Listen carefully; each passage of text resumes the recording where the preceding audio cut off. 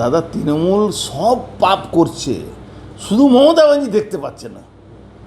ঘাবড়াবার কিছু নেই, যে লুট চলছে, মমতা ব্যানার্জি সরকারি কর্মচারীদের মাইনা দেওয়ার পয়সা থাকবে না।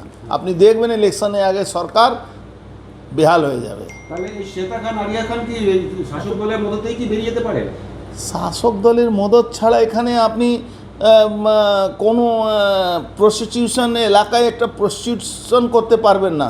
আপনি বারে যেভাবে আমাদের মাদের বোনদেরকে যেভাবে ওখানে যে রাস্তায় নিয়ে যাচ্ছে এই মমতা ব্যানার্জি, চলে যান ওখানে, আপনি লজ্জায় মাথা হেঁট হয়ে যাবে। আপনাদের ইচ্ছা করবে না পশ্চিমবাংলা থাকার।